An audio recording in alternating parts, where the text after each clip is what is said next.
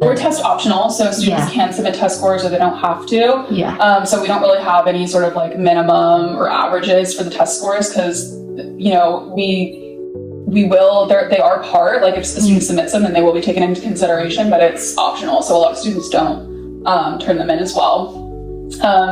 GPA, I mean, USC as a whole is just highly competitive. So the higher the GPA, the better really. And we, you know, we'll look at, you know, APs or IB or the kind of curriculum a student does. And so, you know, the more competitive the curriculum, maybe the more weight the GPA holds, but we also look at like high school statistics too. So like, you know, if a student maybe is really high performing, but they don't have that many AP classes, we can look at the high school statistics and maybe they don't offer that many APs, or maybe they limit how many APs a student can take that year, whereas a different high school says take as many as you want. And so it's all kind of like relative. So there's not really any like average numbers we're looking for, but just due to how competitive admission to USC has gotten, we get more applications every year, and we've even added, you know, the early action and multiple deadlines and things like that. And Marshall has added like the early decision for their school only.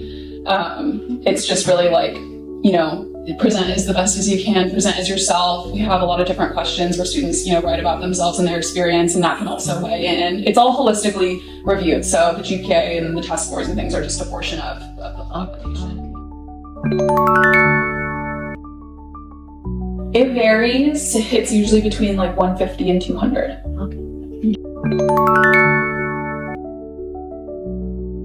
I mean, typically students are pretty involved in high school in things like their newspaper, they're doing volunteer work, they're doing sports, maybe they're helping with family or different people at home.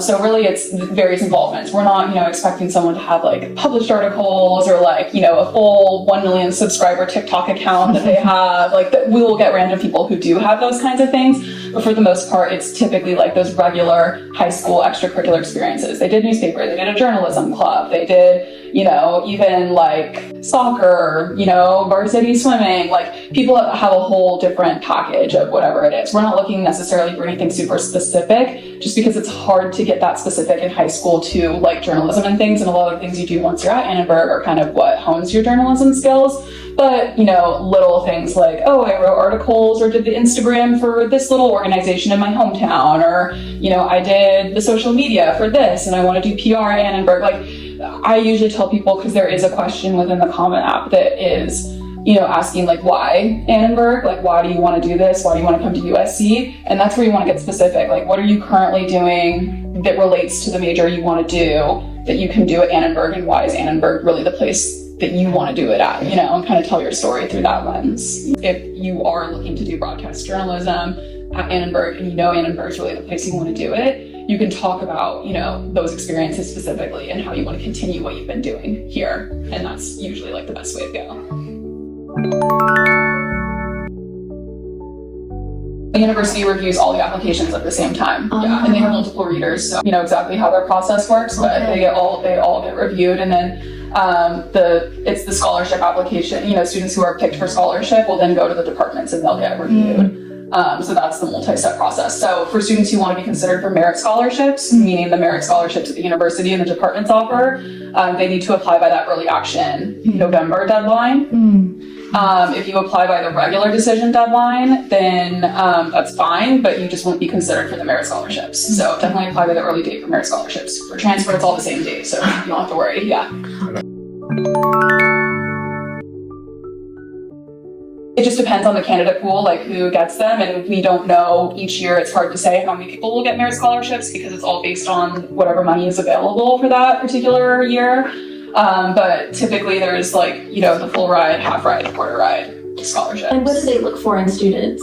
Just really, for Annenberg specifically is all I can speak for, but you know, we're looking for someone who's got really strong academic records, someone who is clearly really passionate about what they want to do at Annenberg, and someone who can really connect the dots between what they've been doing, how they want to do it at Annenberg, and how Annenberg will propel them into what they want to do after Annenberg. It's a 3-part. Like if you can really describe that throughout your application, not just in the writing, but in your experiences, in your academics, in the other portions of the application, that is usually what makes the strongest application, and that's kind of what they're looking for. The merit scholarship are typically like the best of the best out of an application pool of, you know, 60,000 students, and so it's highly competitive, but that's the best advice I typically can give. Yeah. And they interview. We do interviews with all of our scholarships. So we'll read them, choose who we want to interview, we'll interview students, and then we'll let them know.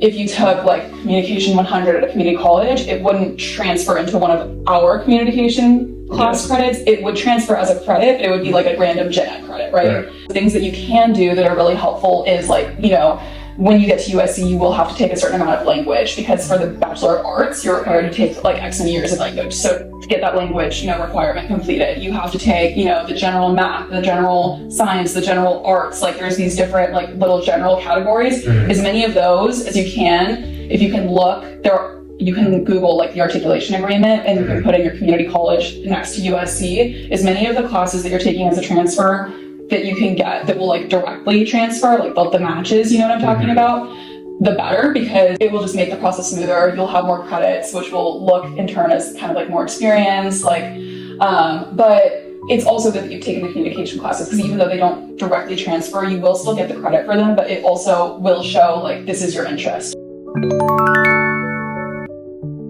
Most of the time in your first semester and even your second semester as a freshman, you're taking mostly like general classes anyways. You're probably not going to take anything Annenberg specific yet, or from maybe another department yet. So it's not going to put you behind having to wait that semester before you add the second major. So it wouldn't change. You could do vice versa. You could also get into the film school, decide you want to add Annenberg as a second major. You would have to wait that semester, meet with Annenberg, and they would add you in, but it wouldn't change like your overall path. It wouldn't change like your experience, really? I don't think so, because you know, say you wanted to get involved in the media center and you were a film student, you could get involved in the media center from day one, even though you're not an Annenberg student. And you could kind of like start that community with Annenberg students, and then you could add it as a double major later.